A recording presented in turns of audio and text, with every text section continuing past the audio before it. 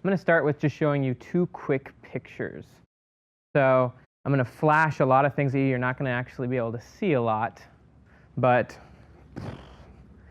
then the main things I actually want you to see are actually the things in red. So 7% and 15%. So I'm going to explain those pictures in a minute. The question is how. So what I'm going to cover in this talk is how to create a frame, how to actually have the people who are watching your messages or experiencing your material being in an environment like this, how to put the correct lenses on them. That's actually what Robert Cialdini's work is all about. And then ultimately, how to get people to make big decisions, how to make people or get people to take action. That's basically what this is all about. And I actually, Gina, I'm pretty sure that this is the wrong set of slides. I'm pretty confident this is the wrong set of slides. Anyways, that's me and Joel practicing this. I gave this talk at 100K about a month ago, and so I decided to reshare it. Anyways, we'll start with Robert Cialdini. So here are some of the quotes. He said, "There's a critical insight for those who want to learn to be more influential. The best persuaders become so through persuasion, the process of arranging for recipients to be receptive to a message before they encounter it. To persuade optimally, then, it is necessary to persuade optimally. But how? In part, the answer involves an essential but poorly appreciated tenet of all communication." So this is the key. What we present first changes what people experience. So what we present first changes the way people experience what we present to them next. So that's the key. It's all about creating the context, and then when you create the context, you shape everything. So I'm going to just share with you one of my favorite psychological studies. This is a really funny study. You can look it up if you want. It's called Mind Over Milkshake. And so as you can see in the picture, basically there was 2 groups. One group was given a milkshake that they were said was very healthy, low fat, gluten-free, all those things, 104 calories. The other group was told that the milkshake that they were drinking was indulgent, totally filled with brownies, all sorts of stuff, 600 calories. The truth is that both of them were the exact same milkshake. This was all about framing. What the psychologists did is they ended up testing the people's blood and kind of the biological response of what happened after people took these milkshakes. And basically what it showed is that people had different physiological responses based on the framing of what they thought. There's a lot of interesting kind of like the more stuff that Jamie Hope would understand kind of component of all that stuff. But basically the idea is that your framing not only influences your insights and your mindset, it literally influences your biology. So now I'm going to talk about how I've applied that principle to webinars recently. Hey, I hope you're enjoying this video, and I want to let you know that I have a new book that's come out, and if you'd like to get it absolutely free, there's a link below in the description, or you can wait till the end of this video, or you can simply go to joesfreebook.com and you can get a copy there. So this is a video that people land on when they come to my webinars, and basically what I say when people come to this video is I actually tell them that I don't want them to watch my webinar. I tell them that it would be a waste of time for them to watch my 60-minute training if they don't have the right perspective. I would rather them not consume more information. They already consume so much information online. It's going to be a wasted 60 minutes, both my wasted 60 minutes and their wasted 60 minutes, if they do not have the right perspective. And so when they click that registration button, I say, if you really want to watch this webinar, I want you to watch it from the right perspective. And so I've put together a 7-minute video that's going to help you get into the right perspective. It's one of the things that Joe says. It's one of the things that Robert Cialdini says. You have to have the right mindset and the right setting, in order to have a transformational experience. That's actually true of therapy as well. Joe said it. He said people go to therapy not for information. They go for an experience. And so if you want people to have the right experience, they have to have the right perspective because you've got to create the right context. And so basically what then happens is when people click the registration button, they go through this pre-webinar training. It's 7 minutes long. They watch it, and I just teach them a bunch of stuff that I'm going to already teach them in the webinar. But one of the things I do at the very end is, and I don't see a clock either on a 10-minute thing, so hopefully I'm not going too far overboard. But anyways, at the end of the training, I make an offer, essentially a tripwire offer. I offer them a $7 journaling course. And one of the things I say is, if you buy this course, you don't have to buy this course in order to watch the webinar. You've actually already registered for the webinar.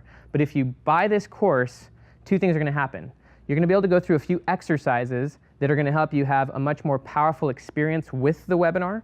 But also, by spending $7, on this thing. We good? Good? By spending $7 on this journaling course, you're also going to be invested. So this is one of the things that Joe says. Let's see here. Joe Polish, PhD.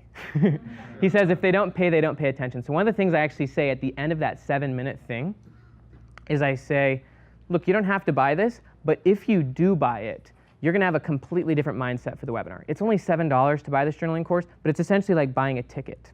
And if you're more invested, you're going to have far more commitment, and you're going to have a different lens. And that $7 lens could be worth a lot of money to you. It's just like why we paid $25,000 to be in this room. The information we get in this room is valuable in a lot of ways because we're so invested financially. It puts on a different set of lenses and commitments. And so I literally explain all this to them. And one of the things as part of the persuasion principles is that you're striving to align their identity with what they're trying to accomplish. And obviously you're striving to have part of that be that they're making a decision that you're trying to help them make. And so that's actually one of the things that Dan Sullivan says. That's what marketing is. And selling is that you're helping people get intellectually, interested or stimulated and emotionally committed to making a decision. And so this is just all part of training their identity. And really what the context is that you're creating is their future self. You're creating a context that they already want. It's their future self. And so they're coming at it from that perspective. And so these are all just things that I say, in a lot kind of quicker stream in that 7-minute video. And so this was without it, over a 6-month period of time, and it's a very similar funnel. I made that much money on a funnel selling a particular online course. By just adding, and these are 2 separate webinars, but by adding the $7 offer, so you can see the $7 offer and then the thing down below it, I've actually sold probably 4,000 or 5,000 of the journaling course, which is $7. But what happened is that the conversion rate of the actual thing I'm selling, which is an online course between $500 and $1,000, that conversion rate almost doubled on the sales page. Because you can test the sales page. You can see how much people, when they land on a sales page, so before the sales page conversion rate was 7%. That was the first picture I showed you. The conversion rate on the same sales page, essentially, a little tweaks, but not really, is now 12%. Actually, no, it's 15%. So the conversion rate on the sales page doubled by adding in this persuasion component, and it happened for a few reasons. One is because far more of the people who are at the webinar now actually paid to be at the webinar. Thousands of people have now paid $7 to watch the webinar that used to be free. Those people are far more likely to buy the program, but also for me, who's someone who wanted to give material that was useful, I want them to have the right perspective. I want them to have the right perspective, the right lenses, so that when they watch the webinar, it was a transformational experience, not just them consuming more information. This is the sales page, pretty much the same thing as it was before. Another kind of very important principle that I've learned about persuasion, that this is something that has fundamentally improved the program. So I've had thousands of people go through this online program that I sell. It's a year-long experience. And one of the things that I've learned after having thousands of people go through it is that, a lot of people, I actually have far lower refund rates than typical. But when people join a program like mine, and even if they join Genius Network, there's a lot of new information that they have to gather in order to be successful in that new environment. So when I give them this new online course, a lot of the feedback we got was that people felt overwhelmed. People were like, there's so much information, I don't know if I can apply it all. And so what we then did is we built an onboarding program. So my program's called AMP, and so what we did is we designed an AMP warm-up program. There's about 300 people in it right now, and actually a lot of the former people who have been in AMP for like 6 months who are floundering, we put them back in this program. And essentially what this onboarding prep program is there's a video at the beginning, and I say, this is after they've bought my program. I say, you actually can't have access to my program, or not my program, but you can't have access to AMP, what you purchased, until after you go through this prep program. This is a buffer. And essentially, I explain to them the core mindsets, the core things that they need to understand in order to be successful with the thing that they just bought. And they actually have to accomplish a few requirements in order to actually get access to what they bought. And by doing this, by creating this AMP warm-up program, and it's essentially like a buffer, our refunds are so low, but people are so happy because when they walk in, they're no longer overwhelmed. Like, they can take this program at whatever pace they want, and that's one thing I tell them about. You take this at whatever pace you want. The fastest you can do it is in 2 weeks if you're like really a rock star. And then once people actually get into the program that they bought, they have such better results, not only because they worked for it, but because now they're ready for it. They've got the right mindset for it. They actually know how to do it, rather than just jumping onto like a rocket ship. So this is the thing that me and Joe actually have been working on. Joe filmed an onboarding process. He spent 3 hours filming some of the most amazing stuff, helping people to, when they join Genius Network, prep their mindset so that once they come to these meetings, they know exactly how to execute at the highest level. So I'm now going to finish, but these are the two pictures, 7% versus 15%. The difference was persuasion. Did you hear about the money that I made? Isn't that crazy? Joe says, let's not tell anybody. Let's keep it a secret. I said, no, let's tell everybody on the planet. It's good for the brand, but it's also, I want to help you see what's possible in markets that most people think is impossible. So let's take a trip back in time, March 25th of last year, 2021. And that was a day that I owned $0.00 in crypto. I didn't know crypto, I didn't like crypto, I didn't want crypto. I was happy living life without crypto. And then I get a meeting that day. I was blindsided into a meeting with the man that literally introduced me to Joe Polish once upon a time in 2014. We get on this call, he shows me something cool, I buy some crypto. December 15th, we close cart, 57 some odd million dollars. That's how fast it happened. It went from knowing nothing about this market, no product, no asset, no position, nothing, to 57 million. To me, that's even more impressive than the number, the speed of execution and implementation. So how the hell did we do it? How did we do this? I want you to have a number so big that you round down $914,510, because it's too hard to say. You just say, $57 million. I want that for you. Do you want that for you? Okay, good. We're in the right place. Tip of the iceberg. I got 10 minutes to distill something like this. Can I even scratch the surface of it? Nah, I'm good, but I'm not that good. But I'm going to try my best, okay? So we're going to go a little bit fast. What were we selling? A product called The Plan. By the way, what a baller-ass name that is for a product. You want to own a market, you just claim the blank, and nobody can dispute it. So we're The Plan. You have a plan, we have The Plan. We win. So The Plan was created by Dan Hollings. He's the gentleman that we published. He came to us about 12 years ago because he was the marketing guy behind The Secret. You know, that small little thing that ended up on Oprah? And he was burned out. He said, I don't want to do business anymore. I just want to teach. We started publishing him back then off and on. He'd come to us with crazy ideas. We made a lot of money together. Hadn't heard from him in 5 years until he came to us with this idea. So The Plan is essentially him doing 10,000 crypto automations, spending millions of dollars, testing up these crypto bots in the span of 3 years. And he says to us, hey, listen, you want to sell this? We say, maybe.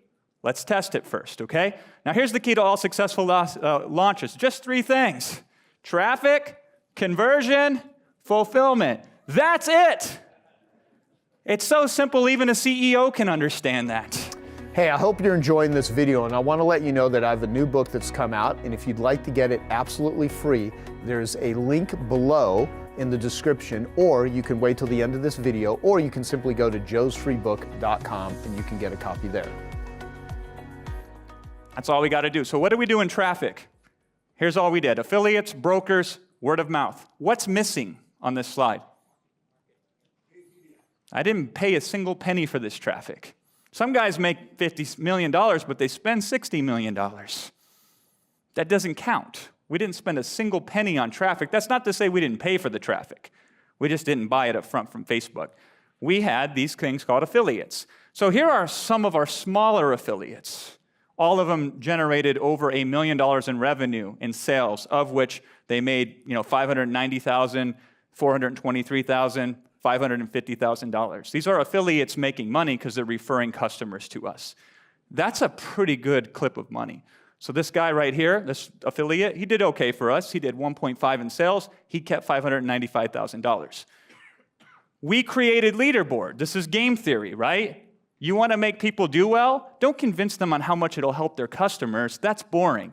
Show them how much cooler they will be than the next person so they can compete with each other. We gave away prizes. We gave away $100,000 to the first prize here, which was Stefan and Tatiana. They sold 700 plus units. Do the math on that. That's incredible, right? This time, because Dan owns millions of dollars of NFTs, this time we're giving away a $450,000 NFT on our next launch. I think we're going to make $50-some million smaller in size with this next launch. Now, we did something else. We did brokers. Brokers are essentially the ones who would feed us the affiliates. And they got 10% just to feed us the affiliates. So this guy right here, he referred one affiliate to us, and we paid him $150,000. This is the kind of traffic that I like to get. You take care of the traffic, I take care of the conversion. That's what I want to do. Try to do traffic and conversion. Guy said to me once, he's like, I'm going to get this right, Jason, or I'm going to die trying. And then he died. You can't do both. I live in conversion land. I can do a lot with a little. Give me a few people, give me enough time, and I will have their money in my pocket most of the time. I'm on a conversion thing. That's what I like to do. So we did this webinar on opening day of the last launch. We had 11,033 people on that Zoom account. Insane. We converted at 11.2%. And my business partner was pissed when we stopped because we had to go to the next webinar. We slotted 4 hours. We thought that was enough. Turns out it wasn't. We left with 3,000 people still on the call. He nearly had a heart attack. We should have done better. But you know, you live and you learn. This is why you iterate and do these things and you try again. My favorite stat was 6.42% of all leads converted into customers on a product that sold for $3,500. It was non-refundable. They had to sign an NDA to purchase this. I don't mess around. You say, Jason, you can't ask customers to do all that stuff. Well, I just did. Why not? It's your planet. You can make the rules up. If they don't like it, they can spend their money somewhere else. So we focus on conversion. We like traffic from email. You like social media? I hate social media. I want all my traffic from email. It's the best media ever. If I get traffic anywhere else, I launder them through email. So we did less than 200,000 leads to do 57 million. We sent the traffic to this boring page, a webinar registration page. Look at this brilliant headline. If you're in crypto or thinking about investing, you must attend this one-of-a-kind web event. I wrote that. It's not very good, but it converts well. Not creative, but it doesn't need to be. People say webinars are dead. If this is dead, I don't want to be alive. This is killing it, okay? Now, the one thing we did in this webinar is we had a dramatic demonstration. Prior to the launch, we had 18 people pay us $10,000 apiece. Dan taught them these strategies one-on-one, and we got permission to share their open portfolio of all the coins they were holding in that moment whenever we wished to. So we get on a webinar and be like, hey, look at these 18 people. Look how good they're doing. Now, do you want to buy this thing? That's essentially what it was. We established the price point as very high. How can you sell something that doesn't have a price point? What's the value on that? It's nothing until you make it valuable. So we took those 18 people, we say, pay us $10,000 and we'll do this for you. Then I go to the public and say, they paid $10,000. You want to pay $2,500? They don't say $2,500 is a lot of money. They say $2,500 is a deal because it ain't $10,000. You get it? Everybody makes decisions on prices based on relative comparison. So help them, okay? Here's an interesting fact for you. The replay out-converted the live webinar. I can't unpack that today, but people don't understand this fact. I want you to start thinking about how replays should out-convert live webinars, because they do if you do it right. One of the X factors here that we did that was incredibly challenging and hard that we couldn't do without a team was we forced our affiliates to have results with the very process they were promoting. Most affiliates don't even look at the products they promote. They just look at the EPCs, earnings per click, and all that nonsense. We said, if you're going to play with us, you better have results. Every single one of them got on and showed their results, made a huge difference. I attributed $15 million just to that one aspect right there. Now, it took hundreds of hours. Herding cats is easier than dealing with affiliates. But herding cats don't pay as well. Now, just like you can't both do traffic and conversion, not really. You can't ride two horses at once, but there's 3 horses in this race. There's fulfillment. You also got to have the product. You got to have the support. You got to have the infrastructure. So Dan was the man with the plan. He came to us with the product, and we provided the marketing for it. He did the first half of the webinar. He taught them the procedures and techniques and proof, and then I came in and for 3 or 4 or 5 hours, I sold everybody until I either fell asleep or they dropped off. And that's how we made it work. But it was a group effort. Dan brought a whole team with them. He brought all these people like Tony and Elaine and Ian and Daniel and Anthony, Mikey, Ashley. He even had my dog in on this mix. Lots of people were involved. We had 52 people on support. Sometimes people say, Jason, how do you sell so hard? I say, when I got 52 people supporting this, I feel good selling you something. If I had 0 people supporting this, I wouldn't want you to buy it. So it takes a lot. It sounds like it's just good marketing, but it's good everything. Here's the timeline. This is what's insane about this. We have the meeting on March 25th. May 2nd, we emailed people to a Discord group to sell them the $10,000 thing, which we close on May 6th. We get results. And people, we couldn't take everybody in, so we said, we're going to create a beta course for $2,500. They buy that. We do a first webinar on it, close it, teach it, go back to a second webinar, close it, teach it, refine it, go back to a third webinar on September, close it, teach it, refine it. Then we do big launch, November 27th. We card open on December 2nd.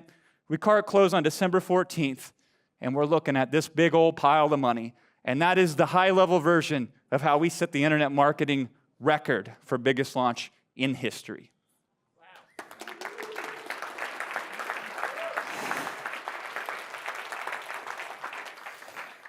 So, wait, am I on? Okay. You're always on with me. So, do you have a down period psychologically after something like this? Because stuff like this could be yeah, it could be exhausting. So which is a very interesting thing I will talk to Ned Hollowell about, perhaps, of when you have a big success, a lot of entrepreneurs go into just a depressed state. Yeah, I mean, I took a month and a half off. I just started working again like the other week or so. You do feel hollow afterwards in some instances, simply because the adrenaline wears off. And then you're left with the real world. Like, the kids still fight me at bedtime, and, the dog still barks at suspicious dogs and wants to eat them for breakfast, and no amount of money changes that. So you kind of feel like, okay, I got to get back to the real world now. But yeah, you're right. There is a depressive state of time, because you go from a super high, normal now feels low again. Well, and the reason I want to bring this up is because me and you were talking about, like, making money and success and everything, and then I think I've kind of re-entered you into getting into doing cold plunging and all this. You did, absolutely, yeah. And you are now sending me, like, you're using the Wim Hof app, and you're like holding your breath. I think the last one you sent me, 3.5 minutes. Yeah. I did 3 minutes this morning. Yeah. And, crazy. And the reason I want to bring this up is as we talk about strategy and success and all this, which is incredibly valuable and important for people here in their businesses, there's also this other side of just how one feels in life. And so, and I also find out of all, because I think you're still the top webinar trainer in the world. You've made more money and taught your clients how to make more money than anyone in the world in webinars. It's in, I guess, hundreds of millions of dollars now. But you were, before we met, I mean, you were not taking care of yourself as well as you could physically and everything, and so you've had a lot of transformation in that regard. So what advice would you have for people on this journey, because you're around crazy marketers all the time? Yeah, I think the average entrepreneur is traumatized before they ever become an entrepreneur, because I don't think a sane person wants to become an entrepreneur. No, I'm serious. I know it's funny, but you got to be insane to be an entrepreneur. So typically most of us do that because there's some traumatic experience in our early childhood, usually, that we haven't healed from. And so, you take care of the money, you realize that doesn't heal the trauma, and then if you're lucky, like I was, I start working through the trauma. You helped me out a lot on pointing me to the resources to do that. And so I've made a lot of effort to heal from traumas that have happened to me before I was 8 years old that still affect me at 38 years old, even today. So I would recommend that you do a lot of trauma work. If you're working really hard and too much, there's a problem there. Anything that leads to addiction, there's an underlying problem there that needs to be dealt with. And the sooner the better, and the later the worse. And so being in Genius Network helped me understand that side of the business as well. Because you come from trauma, I come from trauma. And so by Joe being vulnerable, it allowed me to feel more comfortable being vulnerable with myself, which, by the way, made me a better marketer, too. Yeah, no, absolutely.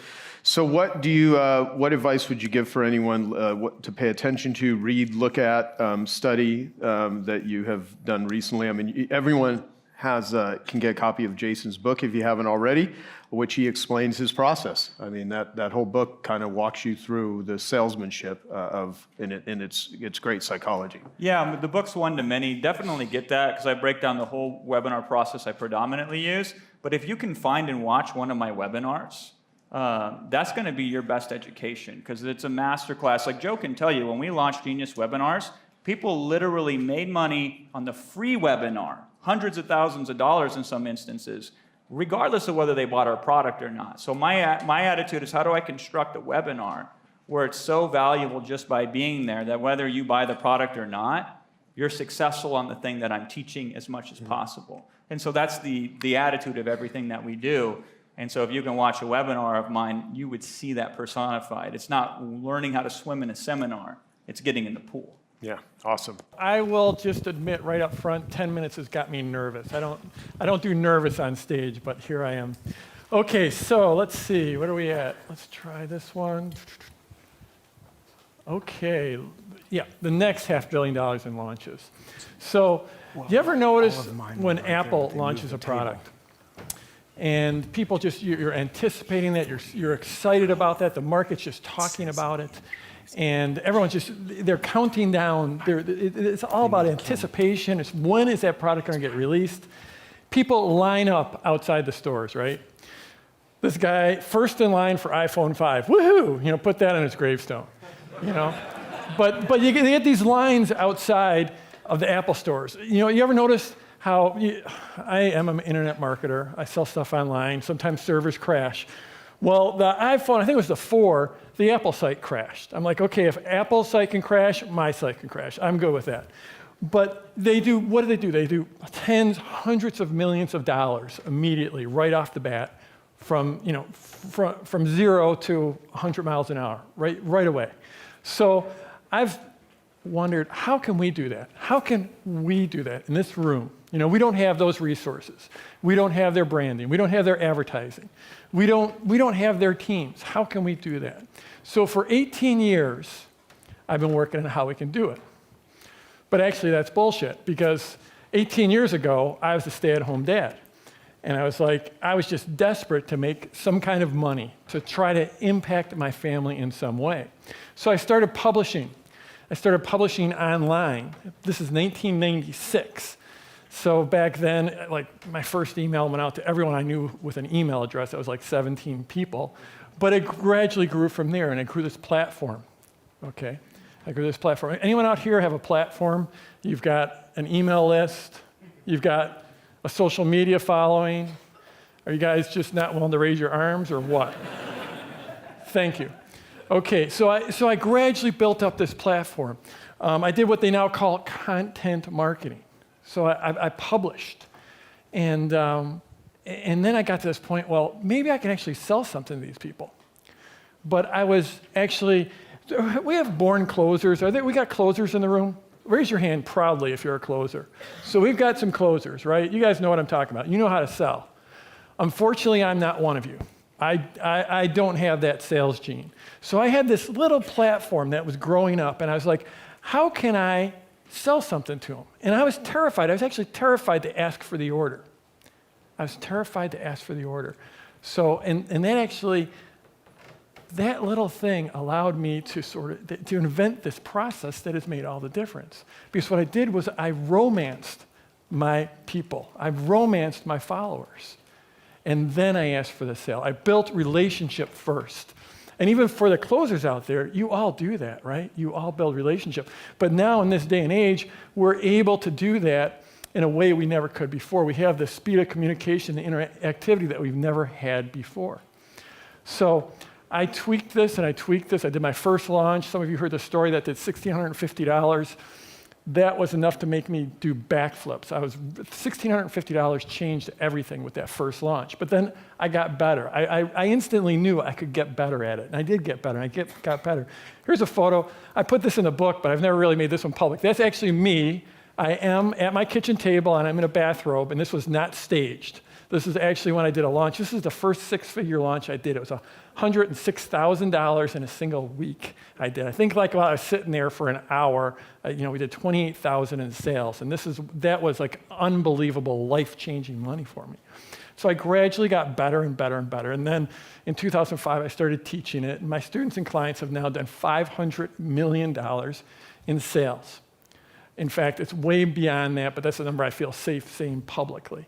I've got clients that have done tens and even one that's done 100 million in sales.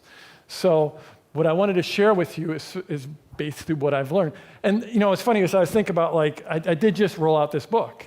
Okay, there it is. In fact, there's a book. It's in all your bags. I bought one for each of you, and we rolled that thing out. And I was talking to Paul Colligan, and he's like, "Yeah, dude, I think the title of your talk, you should just go up there and say this shit works," because I came in, I was a completely unknown author, and boom. It was like up to number one. In fact, what happened was the first week, the New York Times decided not to put me on the list, even though I had the sales. And so then we doubled down, and I had several conversations with my good friend Brendan Burchard, and came up with a strategy how we were going to come back and sell even more the next week. And then we were able to put it up to number one. There's the proofs in the pudding. That was a screenshot. I got to print that one out and put it on the wall. So how do you do this? It all comes down to three things: sequences, stories, and triggers. And so sequences, you can't ever, there's so much noise in the market now that to gather someone's attention, you have to put your material into a sequence that tells your story. Then your story it's almost like what I call the sideways sales letter. We used to have these long form sales letters, and they worked really, really well. Now they don't work as well. So I took that 10-page sales letter, I turned it sideways into a 10-day process. And now you do very much the same thing you do in a sales letter, but now you do it over a series of pre-launch content, of value videos. We typically do this now with videos that build over time. And then the triggers are simply things like we all use all the time: authority, reciprocity, scarcity. And in those three videos, they allow you to deploy those triggers. And you build up this anticipation just the way Apple does, and you get this situation where people are like, they cannot wait to buy. They absolutely cannot wait to buy. So you want to know how, this is obviously very, very compressed. What I just gave you, that's normally the first 2.5 days of my 3-day event. So in 3 minutes, anyone want to see that sequence for the book? Because the book is a little bit different. And can we put this on camera? So what we did was we had an offer for the book. And basically we were selling it for $7. It was actually free with shipping and handling, okay? So we give the book away for $7, so we're gonna put a B here for the book. Someone comes in to buy and they get an instant upsell. Okay, so this is a one-time offer, OTO, and this is for $197, okay? I would have liked to say I got 8 or 10% conversion, but we got about a 7% conversion on that, okay? But that, at a $200 product, that means that everyone coming in and getting a free book is worth $14 right off the bat. Now, the key here, the really important thing is that in doing this, it allows you to incentivize partners to mail for you. Because all of a sudden, I can pay commissions. And I gotta give a shout out. Brendan Burchard is the one, Brendan in 2011, I think, bought my product, and he's taken it and did really well, but then he morphed it, and he came up with this process. So basically, book for $7 to upsell for $197. And then either way, whether they take the upsell or not, then they go into my PLF product, and that's at $19.97. And the conversion for there is around 1.7%. You can do the math on that, but it comes out pretty well. But what we do is basically now I've got partners, lots and lots of partners driving into the book, driving traffic into the book saying, hey, go check out Jeff's book and get it free with shipping and handling for $7. $10, they'll ship it anywhere in the world if you're outside the US. I'm able to pay partners a commission on this one-click upsell, and I'm also paying them commission down here. Boy, that writing is nothing like a time deadline to take your writing all to hell. But in any case, that's how I sold 41,000 books in just a couple weeks' time frame. That's how we put it on number one on the New York Times bestseller list. So remember, your marketing, Joe talked about this in his little introduction. Your marketing has to tell a story. Nothing captures people's attention like a story does. Stories win.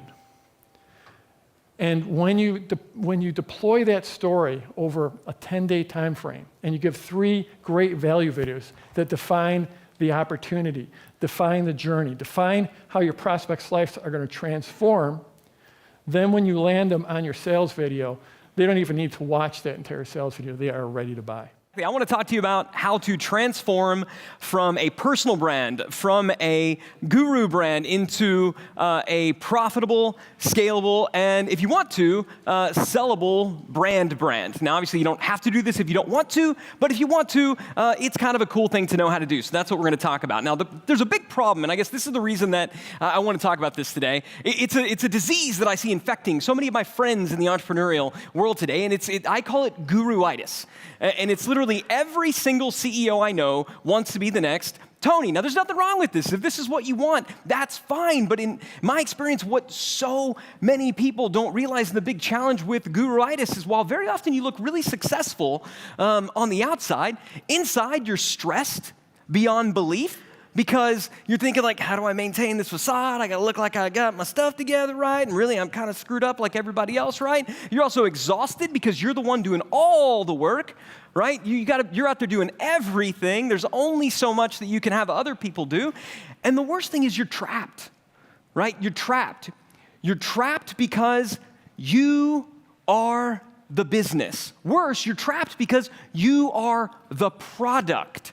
My business partner, Roland Frazier, who you saw up here earlier today, refers to that having a dancing bear business, right? You're the dancing bear, and when the bear stops dancing, the bear stops getting paid, all right? So my goal, my hope, is to at least give you a path, give you an option to de-gurifying your business, again, if you want to. I know many of you would actually, though you don't like to admit it, would much rather be famous than rich, and that's cool.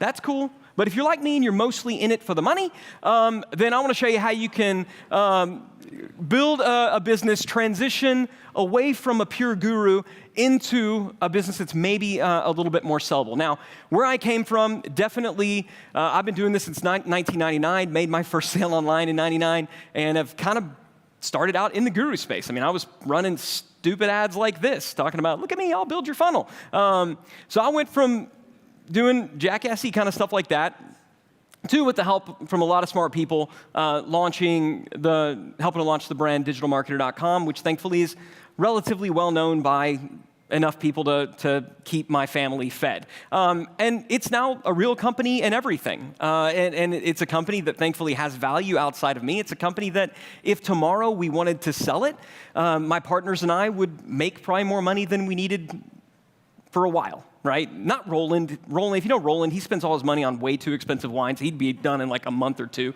But Perry and I'd pretty much be fine.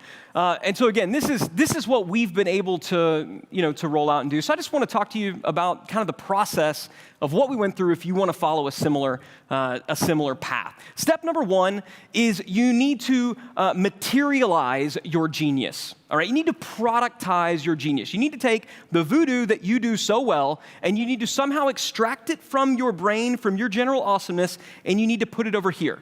It needs to kind of become separate from you. In other words, you need to not do what a lot of people talk about doing, which is black boxing everything that you know.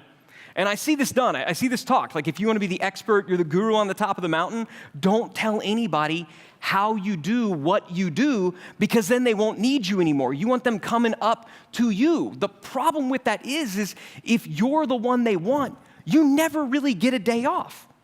You can't really take a vacation, and what you got really isn't sellable. Now, maybe you're thinking, that's fine. I'll write a book. I've written a book. I love books. I think books are great. I think just about everybody in this room should have a book if you don't have one. They're good for business. It's a good marketing tool. But this is not what I'm referring to. Hey, I hope you're enjoying this video, and I want to let you know that I have a new book that's come out, and if you'd like to get it absolutely free, there's a link below in the description, or you can wait till the end of this video, or you can simply go to joesfreebook.com and you can get a copy there. Primarily because no one in the history of the world has actually finished a book. Do you realize that? Like, nobody's actually ever read a book. People buy books, and they put them up on shelves, and they look really nice. But in general, sadly, human beings don't read and finish books. So if we want to get our knowledge out of our head, we want to put it somewhere where it can be transferred, then I'm not talking about a book. I'm not talking about writing the Bible of your industry. I'm really talking about what's your 10 commandments. Okay, what is your 10 commandments? I came across this accidentally. I remember I was at a really low point in my business career, and I kind of scribbled down on a napkin one day, here's generally what I know to be true about how my business works. I know that, I want to bring some leads in, and somebody will buy something small, and then I'll upsell them something a little bit, bigger. This napkin that I wrote, which now is framed and in my office, I now refer to as the $1 million napkin. It's a super corny name, but this napkin is actually what planted the seeds of digital marketer. When we first started teaching and talking about this idea of the napkin model, right? Go from a lead magnet to a tripwire to a core offer to a profit maximizer. This 5-step funnel concept, has anybody else heard of this? Yeah, like that's where it started. It was an accident, but it was the first time I took something that I had and I said, you know what? I'm going to place it over here. I'm going to let it stand separate from me. That was when things started to take off. People started to adopt it as their own. The napkin became customer value optimization. Now it's a flow chart. Now I'm beginning to see people print these out. They're making posters out of them, putting them up on their wall, and then eventually became an actual tool that people could use to figure out what's the process of turning strangers into friends, into customers, into raving fans, and that's the customer value journey. Now, you've nailed it. You've got it right. You know that people are really beginning to adopt your framework when they're doing stuff like this. All right? When they are taking your framework, when they're taking your concept, they're printing them out, they're turning them into posters. That is when you have it. That is when this genius that is yours can now be consumed by someone else. They feel like it can be theirs. Now, the important thing I want you to keep in mind, to pull this off, you must fully transfer your genius onto the artifact. Okay? You must fully transfer your genius onto the artifact. It must hold the power, or you will remain trapped. So when people say, oh, you're so smart, you're so great. No, I just do what I talk about on that napkin thing. It's not about me, it's about that. You have to learn to redirect the attention away from you and onto the artifact if you want to be free. Does that make sense? It can't be about you. This is going to be the hardest thing in the world to do, but if you want to be free, it's got to be about the thing that can be transferred, and your brain ain't that. So, my first question for you, I'm going to have 3. Question number 1, what's your 10 commandments? What's your napkin? How do you materialize? How do you productize your genius? That's step 1. Step 2, we need to profitize your message. That's not a word, made it up. What do I mean by profitize? Well, I don't mean profit, P-R-O-F. I mean P-R-O-P-H. And the question I have for you is, are you a prophet? Or are you a god? Are you a prophet, or are you the god of your brand? How have you positioned yourself in your business with your brand? I want to kind of take you back, and I want to show you some of the home pages for digitalmarketer.com, and I want to see if you notice any themes. So this is kind of where Digital Marketer started. Not bad looking. Then for some reason we got worse. Not really sure how that happened. Then we got a little bit better, right? And then we decided, oh, maybe we should capture some leads, so we did that, and this is kind of where we sit today, right? Now, throughout all the different changes, one thing has remained consistent. This jackass has not graced the top of the homepage, right? My face hasn't been at the top of the homepage. And I would submit to you that if your mug is at the top of your homepage, you are likely positioning yourself as the god of your brand and not a prophet for your brand. Now, this is where I want to kind of pause for a little bit, and let's talk about what's the role, right? What should your role be? Let's think about the 10 Commandments, Moses coming down from Mount Sinai. Even if you haven't read the book, you've probably seen the movie, right? Charlton Heston, long beard. So up here at the top of the mountain, that's God, okay? That's not you. Now, I know that's going to be hard news for some of you to swallow, all right?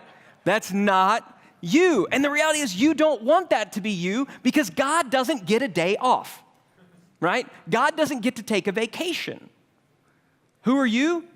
You're the messenger.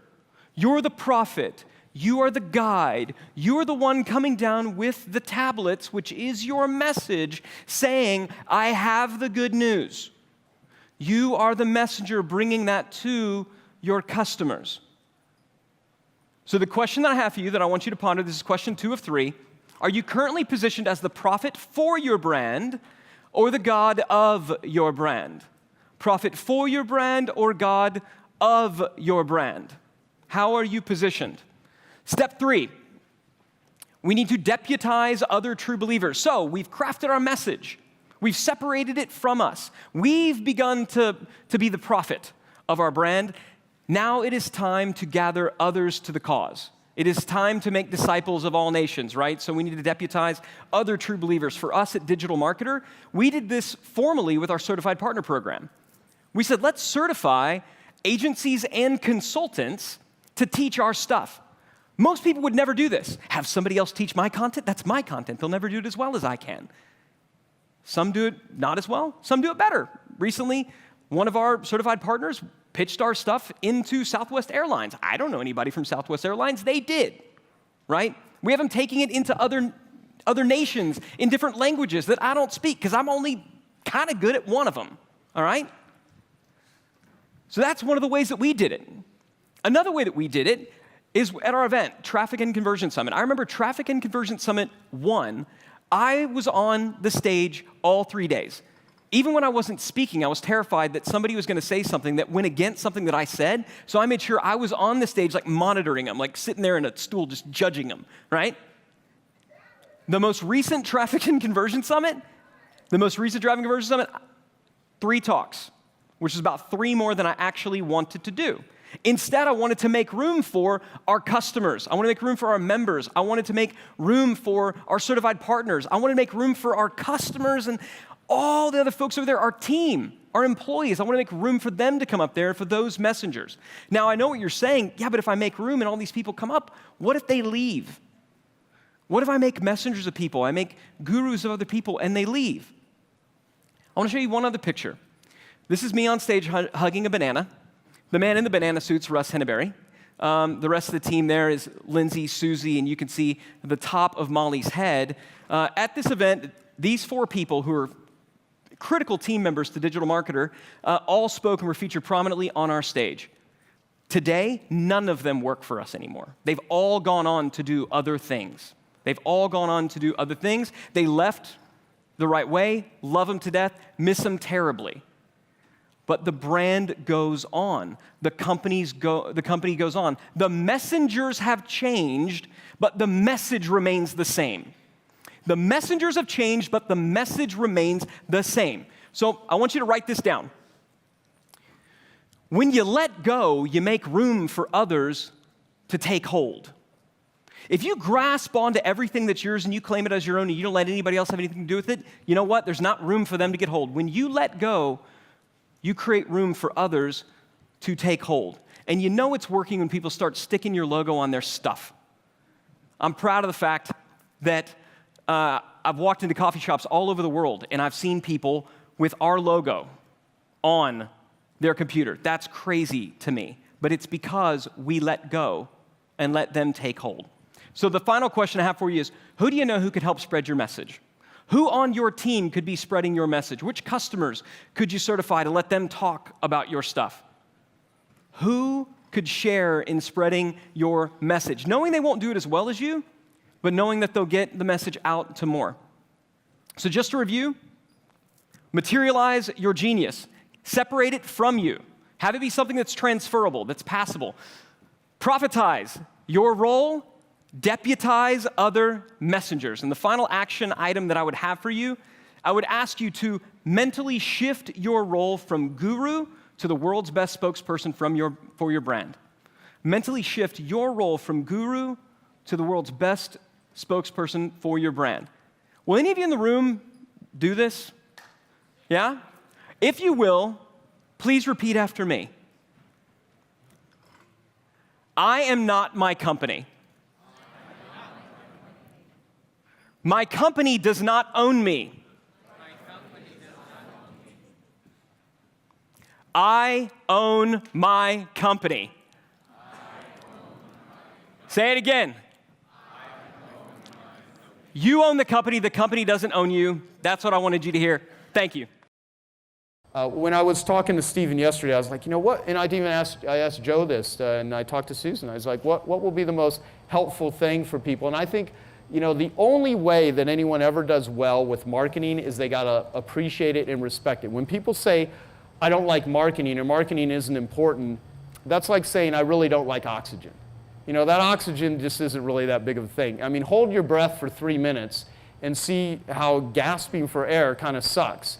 And if you don't utilize marketing and appreciate marketing and reframe it, we can take any painting here, you know, any painting, and we can duct tape it to the wall, and it's going to look a certain way.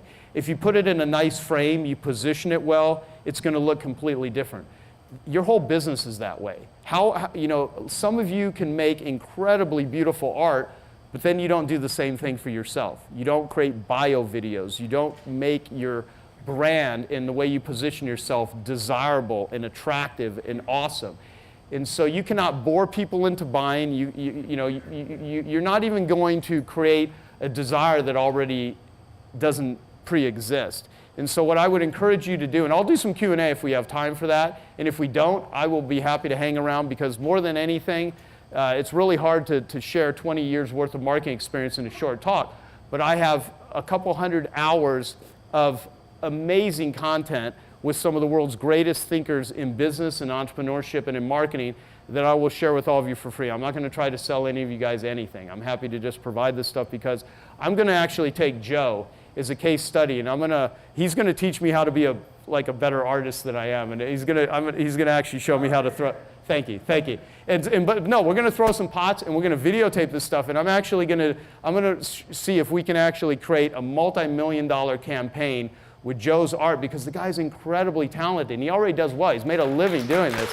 And I'm going to do a skunks work thing, and I'm going to see if we can actually utilize him as a killer case study, and if we document it, we'll share it with you guys next year when you all come here and do that. So I'll do Q&A, I'll do whatever I can to be useful. Does the carpet cleaning thing seem not to resonate with anyone? Because does it resonate? Okay, I like it because it's like if you have to figure out how to sell something nobody wants to buy, you have to figure out how to persuade. And so let me share with you a couple of things. The number one question in all consumers' minds is, who can I trust? All of you are walking, like if I was trying to sell something to all of you right now, you just met me. Other than Joe came up and said something nice about me, Susan did, maybe you saw a video of mine, whatever. So because they introduced me, there's this implied, this guy maybe knows what he's talking about. But none of you really know me. So you don't know if I'm a good person, you don't know what my motivations are, you don't know if you could trust me, whatever. So the whole process of doing business with someone is rapport. That's why McDonald's, although you should never eat that food, or Pizza Hut, I saw Krispy Kreme donuts, which is just hysterical. But basically, people, McDonald's is not the best food in the world, but it's the biggest restaurant chain in the world, right? And you can go into any country and it's familiarity, okay? So there's a certain level of, even though it's not good food, you can trust it to a degree. If you can trust that it's crappy food and not healthy for you, but maybe you know you're not going to get food poisoning. But here's the interesting thing, and I've thought about a lot of stuff with related to business. And so the number one question is, who can I trust? And so your job as an entrepreneur is to establish trust and rapport with people. And it is so much harder to make the first sale than it is to make additional sales. It's so much harder to get a cold prospect to do business with you or to buy into something unless they just happen to see something you have and they love it, and then boom. And that does happen here. So that's the interesting thing about art. I'm the type of guy that if I walk around and I see it, I'm like, I want that. And I'm also in the position where I can buy most things that I want. I mean, I net over $1 million a year, so I have money where I can actually buy stuff. But at the same time, I'm not a chump. And I also know that a lot of the, and this is maybe the worst thing to say to a group of artists, I think a lot of art that is put out in the world as art is simply pollution. But it has a great marketing story attached to it. So they're like, oh, this is real art. But I look at some art and I'm like, what the hell, lack of creativity, insane sort of brain created this. But again, if you can sell it and you can, I appreciate that sort of stuff. But then there's other art which is incredibly powerful. And so the whole thing with trust, when you're selling like carpet cleaning services, nobody wants to buy it. So when I first started reading about direct response marketing, which is the type of marketing I use, it's very copy intensive, using powerful words. And so I have one of my first marketing tools. I think you guys will crack up at this, but one of the very first things that I created was a consumer guide to carpet cleaning. Now, I learned marketing before the internet. There was no internet. And we were using direct mail, which I'm still a huge fan of direct mail. If I could only rely on one method of selling my services, what I sell, I would use direct mail. There's less noise in people's mailboxes today than ever before in history because so much attention has been put on the internet. Now, we make a lot of money on the internet. I have many websites. We do a lot of conversion, all that sort of stuff. And certainly all my podcasts are delivered because of technology. But I love direct mail. So back in the day, all my competitors were running, price advertising. And like I said earlier, if you don't have a system for selling your services, every consumer has a system for buying, and it's price. Because when you don't know what something costs and you're interested in hiring a plumber, or you're going to get your house painted, or you're going to buy an article of clothing, or people are walking around here and you don't have prices on your art, and they want it, what's the first thing they typically ask you?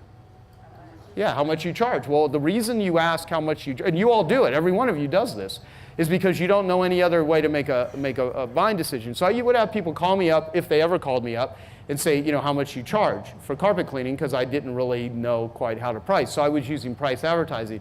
And I hated that question because I would be on the phone with someone, normally a woman, for anywhere 15, 20 minutes explaining my method, what it is I do, and she'd say, let me talk to my husband, or let me think about it and I'll call you back. And I did that over and over again, and I was like, what a waste of freaking time. This just sucks. But why are they asking me that? I mean, because they don't have any other criteria to make a price. And if I advertise price, that's the bait. If you don't like the fish, you got to look at what's the bait you're using to catch them. People have disdain for their clients because all these people care about is price, but you're fishing with price. If you don't like only the hungriest fish will snap at the crappiest bait. So it's kind of like, well, what are you fishing with? So I read a lot of stuff from a guy named Gary Halbert. He was a copywriter. He was the first guy I learned marketing from.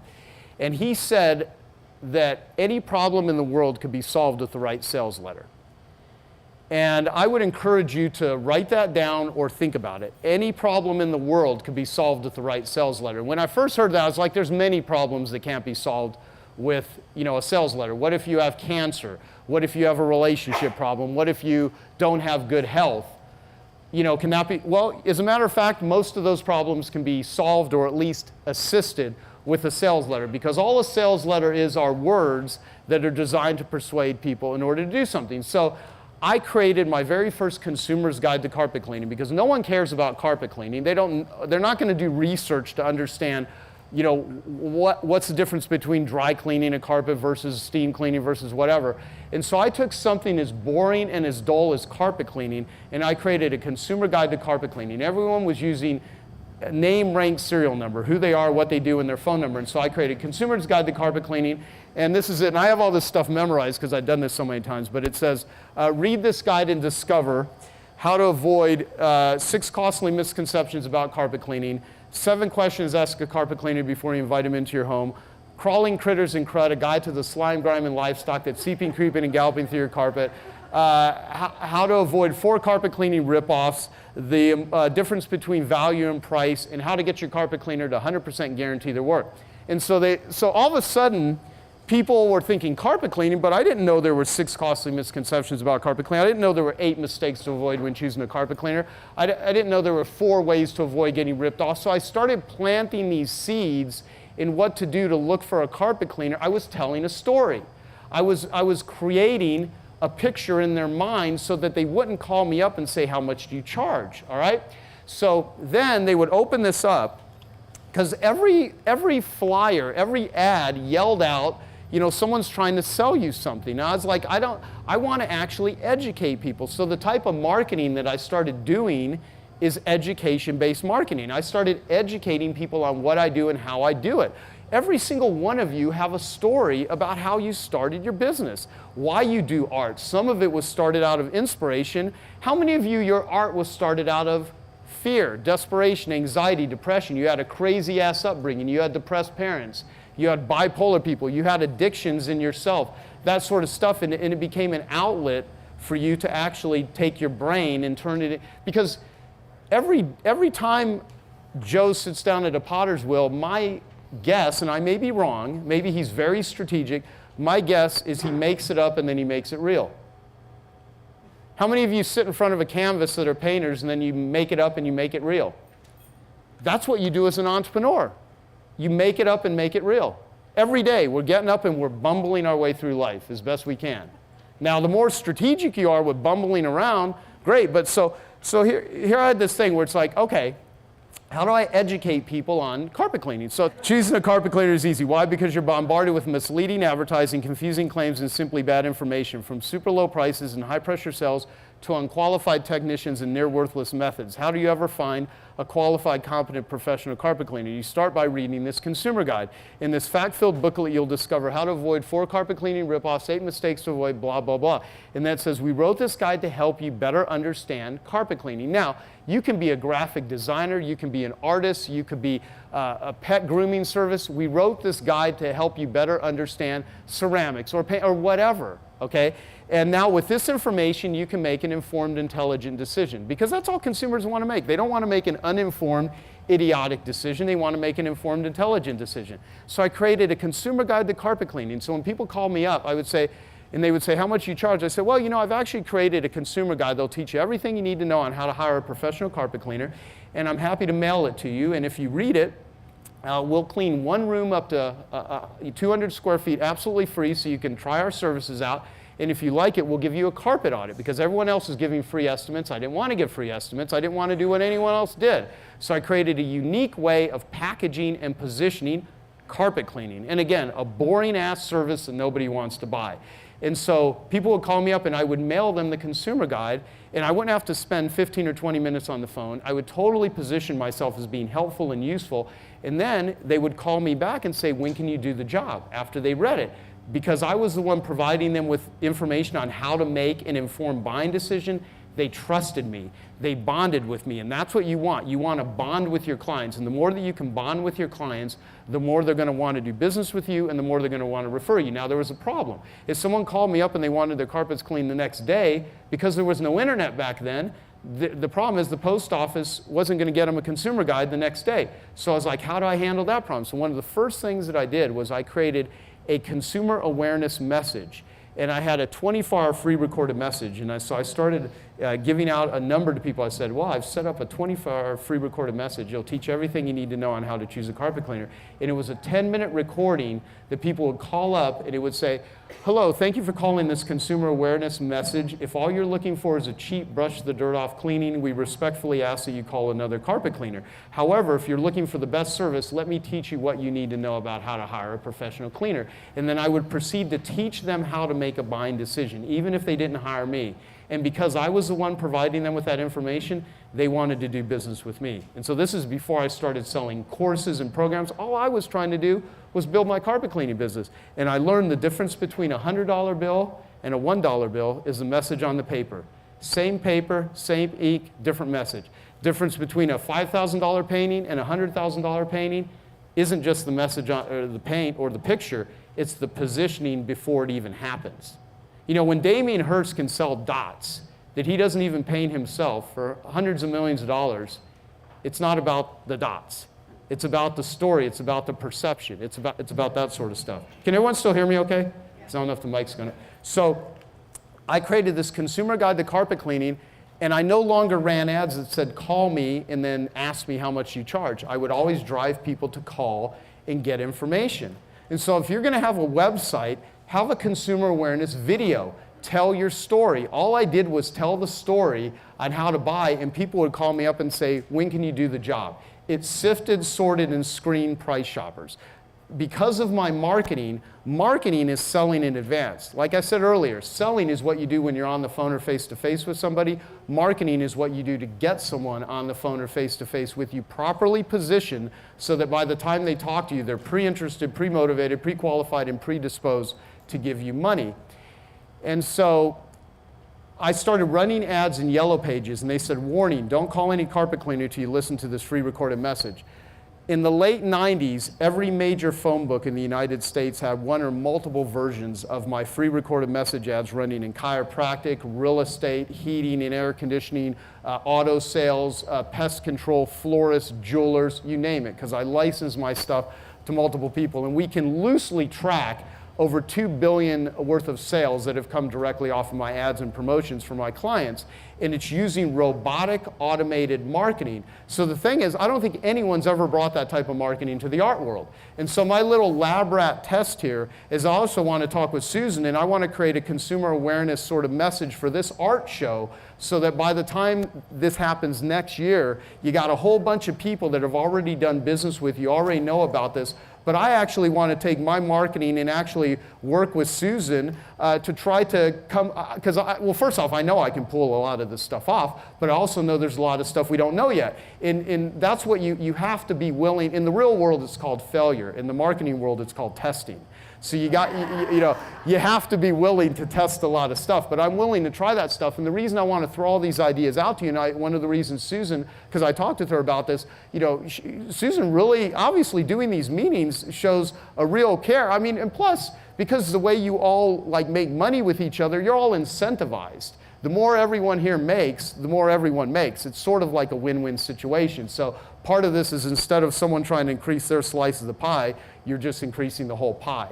And so part of it is I'd like to take the group of all of you and just help you increase the slice of the pie. I mean, my money is made in my Genius Network group, okay? So this is sort of going to be like a skunkworks project for me, but I actually want to become a better artist. And I actually really want to figure out, because some of the stuff in the art world makes no sense to me, but it works. And so I want to figure out what is it that works and what is it that does not work, and then figure out how to apply that stuff. Abs home.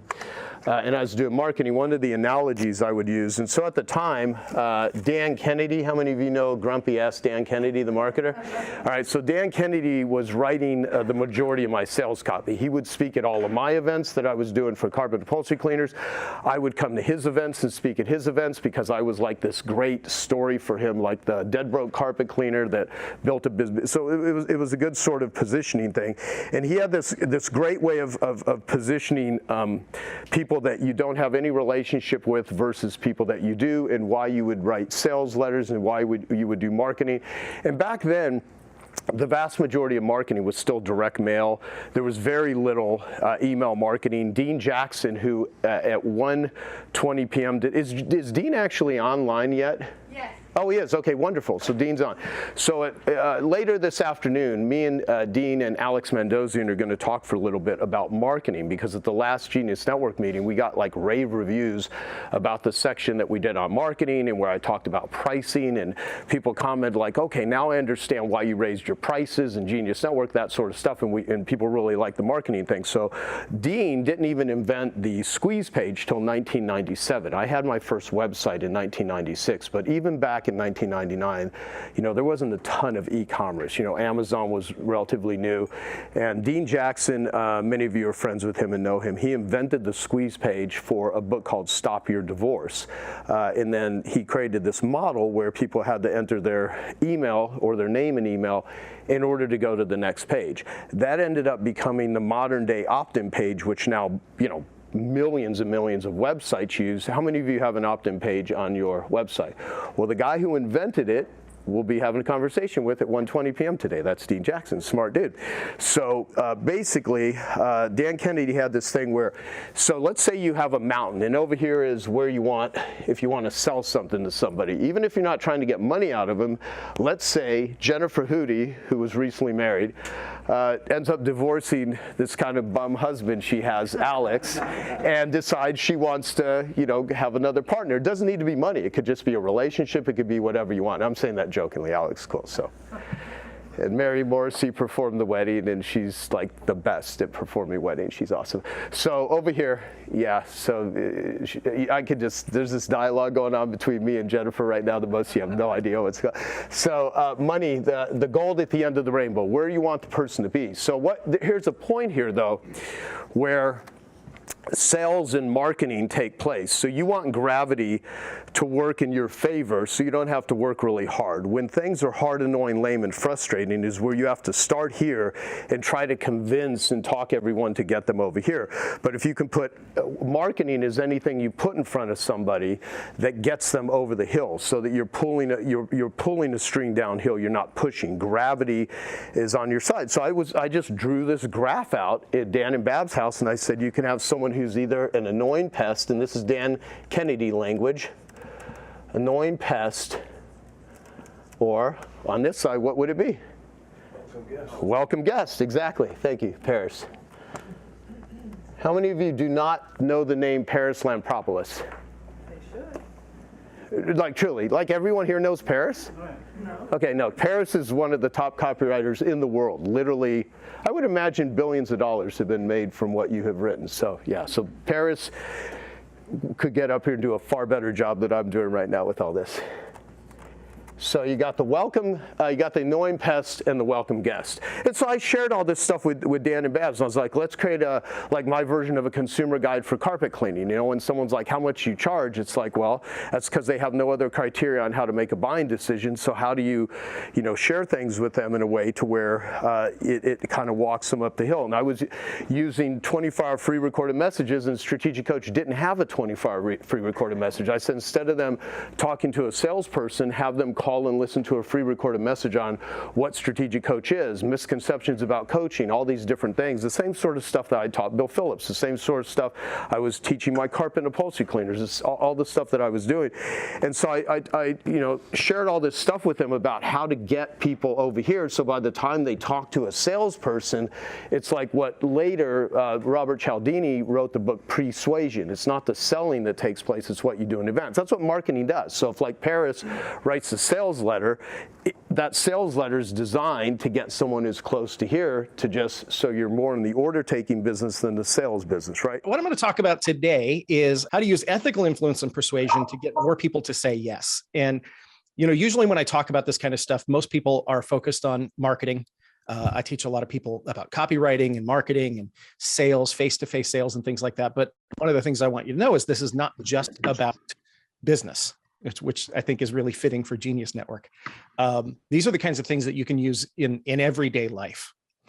And, a lot of times when I speak, I get people that, they want to know the magic words. I'm an NLP guy, right? It's all about linguistics. They're like, tell me the right sentence to say for this and, this and that. It kind of reminds me of, back when Eben Pagan used to do the double your dating thing. I was an affiliate for his probably 20 years ago. And he would get guys all the time going, tell me the pickup lines. What do I say to girls to make them like me? And he would say, I'm not going to teach you pickup lines. I'm going to teach you how to be a better man. Then you'll naturally be more attractive. And that's kind of the I thought about all the things that I could teach in, 25, 30 minutes today. And that's kind of the tack that I'm going to take is I'm going to go a bit meta on influence and persuasion. And you'll be able to apply this to anything that you do. It's not necessarily about the individual language patterns. There are a lot of them. You can learn language patterns.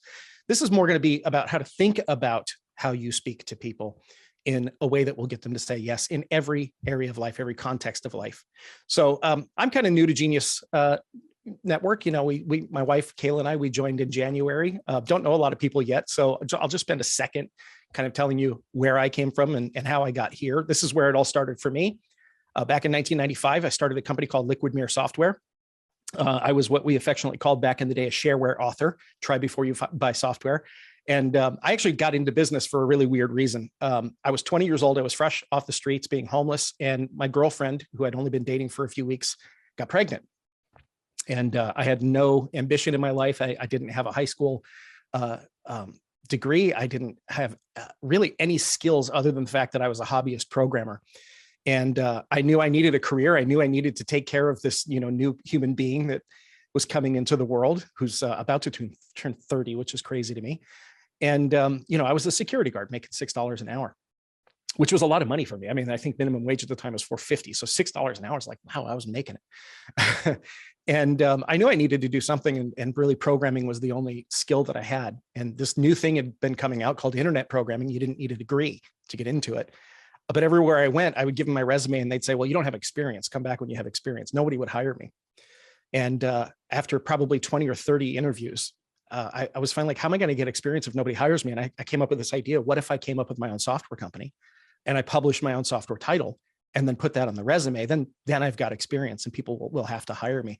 And I had this little program that I had written. It was called Send to Anywhere. And it was a file utility. It would help you copy and move files around in Windows.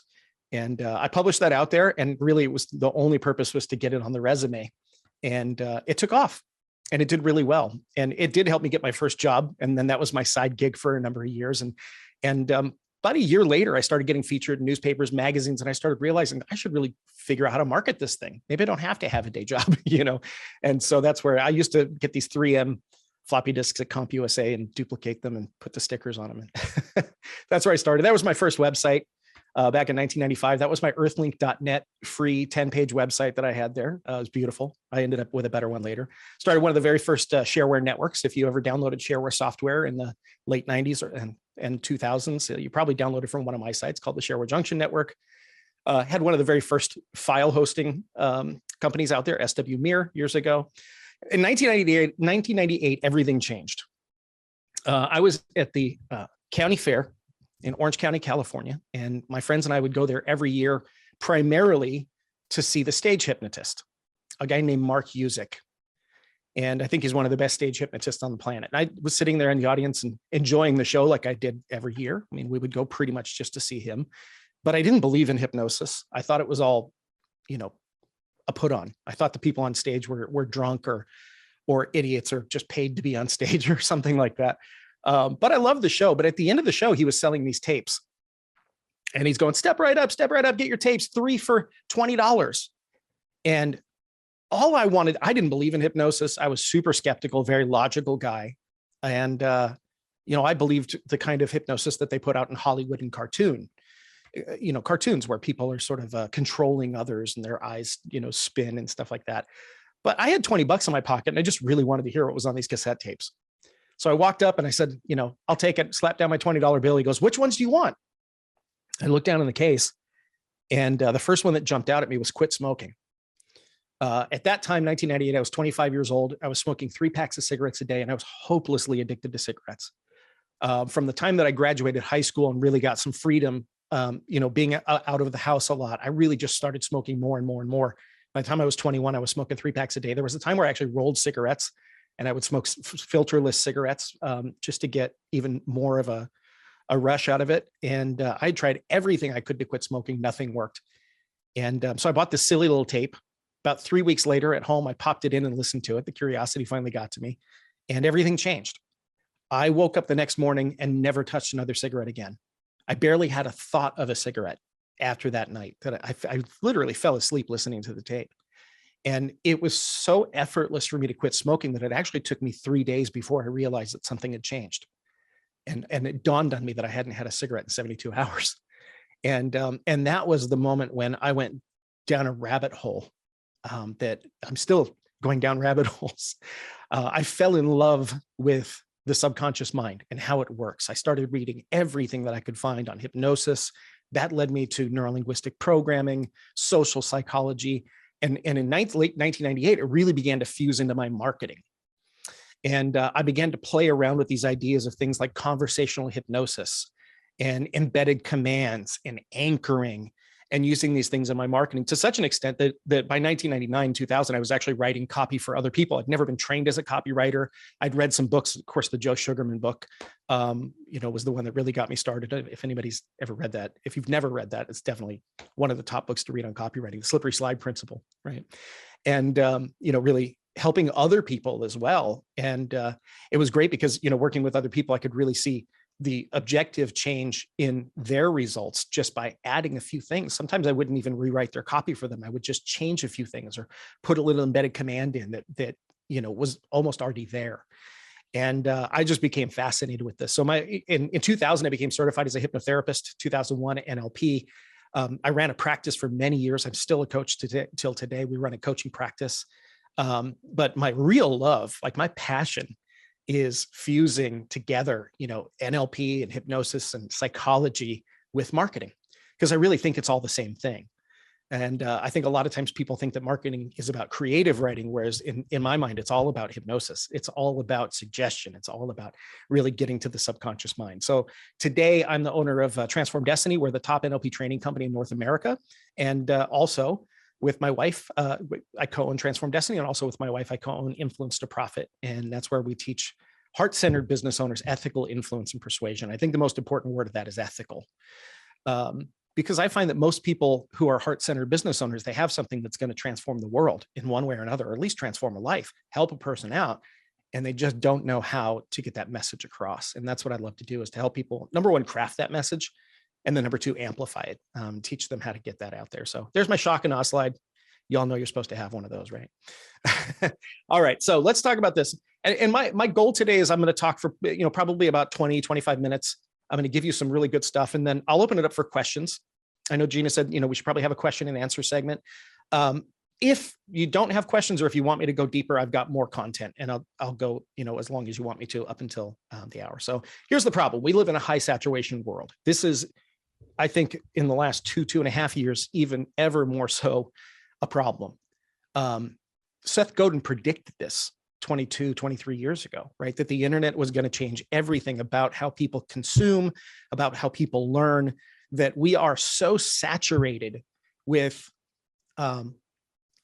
just messages, but most of them, it's been estimated that we see between 30 and 90,000 marketing messages a day. Remember the first time I heard that, I thought, well, that's ridiculous. We don't see that. And then I realized, well, my computer says Microsoft on it. Is Focusrite on my thing here. I've got Bruegger's Bagels on my coffee. We probably do, if not tens of thousands, right? We're continually saturated by information and by choices. People are overwhelmed, they're skeptical, and they're cynical. And here's the problem with that. The subconscious mind, which really is the number one player when it comes to getting people to buy things, it takes the path of least resistance. If given two options, and one is easier or quicker or has less resistance, the unconscious mind will tend to pick that one. And this is where a lot of people's procrastination comes from, right? Is people set up situations where the easier thing to do is to not do what they have to do. and the unconscious mind will always influence you in that direction. The result is this: these days, people's default answer is just no. It is literally the easiest thing a person can say. And it really doesn't matter how good your intentions are or how good your product or your service is. The fact is that most people will probably reject you, especially if you're only trying to sell to the conscious mind, which is what most business owners and marketers do. So the solution is to learn how to ethically influence and persuade people you interact with. Really, I think all business is about influence and persuasion, but more importantly, it's that word ethical, right? And so we do this by learning how to speak directly to the subconscious mind. This is something I've been fascinated with now for 24 years, and I've dedicated really my whole life to this. Now, people used to think that in order to speak to the subconscious mind, you had to have a pendulum or a hypnodisc, and you had to have a person with spooky eyes that would look at you and, speak in a soft voice, like, what was the old Taco Bell dog, right? You're getting very hungry. If you remember the Taco Bell hypnosis commercial. And the fact is that's not true, right? Formal hypnosis or formal trance is something that is very useful when it comes to doing change work. If you need to quit smoking, lose weight, drop a bad habit, gain a good habit, let go of fears, any of that kind of stuff. Formal trance is great for that. But in 1951, Milton Erickson, who was one of the greatest psychiatrists on the face of the earth, he was also a hypnotist. He sort of made the announcement that you don't need formal trance to speak to somebody's subconscious mind. The subconscious mind is always listening, as long as you know how to speak to it, right? Now, usually when I bring this kind of stuff up, people go, wait a minute, hang on. You're talking about digging into people's minds. And isn't this all just manipulation? Aren't you trying to force people to do things against their will? Well, the fact is this: if we look up the definition of to manipulate, it's a transitive verb. And the definition essentially is to move, especially in a skillful manner. I think all language moves people. Sometimes it moves people elegantly. Sometimes it moves people sloppily. Sometimes it barely moves people. But really, when we communicate with people, we're trying to move them in one way or another. We're trying to move them from one state to another state, from one decision to another decision, from maybe where they are physically in one place to another place, right? We're always trying to move people when we speak. And wouldn't it be great to do that in a skillful manner rather than what most people do, which is, most people, they learn most of their language between 5 and 8 years old in terms of learning how to speak. Most of that you learn between like 5 and 8 years old. And then beyond that, the only thing we tend to do to add to our language is just to learn vocabulary, just to learn new words. Most people don't actually invest time in learning how to skillfully use language, which is a very powerful skill. Hey, I hope you're enjoying this video, and I want to let you know that I have a new book that's come out, and if you'd like to get it absolutely free, there's a link below in the description, or you can wait till the end of this video, or you can simply go to joesfreebook.com and you can get a copy there. But here's the thing, manipulation isn't the issue, right? What really is the issue is intent. What is a person's intent when using these words, right? When people talk about the word manipulation, usually what they're talking about is a win-lose situation. So I think when it comes down to it, when it comes to influence and persuasion, especially, intention and integrity is a big part of it. And this is why the ethical part of influence and persuasion is so important. Can these techniques be used to create a win-lose situation, or what we might call a manipulation of other people? Of course they can, but all language can do that, right? You don't even need skill to manipulate people, just a black heart. There are people who manipulate all the time just with the English language, right? It doesn't even necessarily require skills. So here's the thing, the challenge with creating win-lose situations, and unfortunately, there are people out there who use neurolinguistic programming in win-lose ways. Most of us know what their reputation is. Unfortunately, they've kind of dirtied the reputation of neurolinguistic programming, where there is a lot of positive that you can take from that. And the challenge with creating win-lose situations is you may get them to say yes, but then they never trust you again. Now, I've been in this business that I'm in right now, Transform Destiny, for 22 years. I have people who've been buying from me for nearly that long, right? To me, and I'm passionate about what I do. I didn't get into business to make money. I got into business because I love what I do. I go down these rabbit holes and I'm compelled to do this. It's my purpose. And then money's the result of it. But there are some people who are, primarily money driven, and they try to use these kinds of tactics and techniques, but they backfire because, that person will only ever buy from you once and will probably poison other people to not buy, right? It's not influence, it's just tricking people. So real influence creates relationships that thrive and flourish for both parties as they grow. And I would even stretch that to say that I think that real influence is leadership. If you truly, and Joe's a great example of this, right? Joe went through his recovery and got well himself, and now he helps other people recover. Can you imagine if a person was still stuck in their addiction and charging other people to help them not be addicted, right? It doesn't work well. And that's not to say that it can't work. And that's not to say that there aren't some people who are, pretenders. We were talking about imposter syndrome. I always find it funny that the people who should feel imposter syndrome don't. And all the people who are really the good, genuine, kind people who really can help people are the ones that feel imposter syndrome, right? I think that the true influence is about leadership, right? So that means walking your talk, believing in what you sell. And that, of course, goes even further into making you a more influential person. When you are fully and 100% congruent behind what you're selling, that makes other people want to follow. So really, in essence, ethical influence makes you an excellent communicator. So if you look at the mind, there's a lot of misconceptions about the conscious mind, subconscious mind. A lot of people say we only think with 10% of our mind.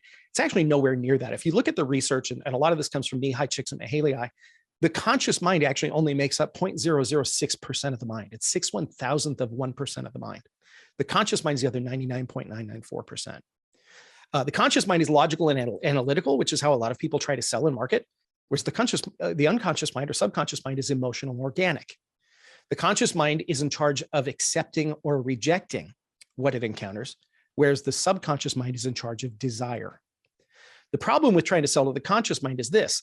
Conscious mind is like one of those funny guards that you see. If you've ever been to England and you've been to Buckingham Palace, you get the guards. By the way, don't ever touch them. They're badasses. They will kick your ass hard. Other than that, they won't look at you or move, but they have permission if you touch them to really mess you up. The conscious mind is kind of like one of those guards. It's standing guard outside the gate, and it's the gatekeeper. It's the guard that you see at the Royal Palace. Its job is to filter out the environment and to keep out suggestions. That's really the job of the conscious mind, right? The intention is supposed to be a good thing, but often it's not. very often it's our conscious mind that prevents us from achieving what we want in our own lives, from taking that chance and falling in love, or from buying the thing that we know is going to help us, or from starting a business, or whatever it is. A lot of times it's the conscious mind that gets in the way and rejects the wrong things. And so what we have to do, we have to learn how to bypass that gatekeeper, right? And if you do, you have access to the vast majority of the mind that's in charge of desire, which is where all buying decisions are made. And there are people who go, what if I'm B2B? What if I'm selling to corporations? Well, you're still selling to a human. Somebody said this at the last Genius Network mastermind, which is, it's still H2H. It doesn't matter if it's B2B or B2C or anything else like that. If you're selling to another human being, desire is always part of the equation. Now, it may not be the desire of, oh, I want this fancy car, but it may be the desire of, I want to make this good purchase decision so that I get praise from my boss and other people think that, I'm a good worker. So there's always desire as part of the equation. So accessing and communicating with the subconscious mind is the key to great marketing and sales. And really the number one thing is desire. It's the driving factor in all sales and marketing. So what I'm going to present to you now, I'm going to kind of go meta on influence. Instead of giving you language patterns, I want to teach you how to think about what you say so that you can choose the language patterns that you probably already know.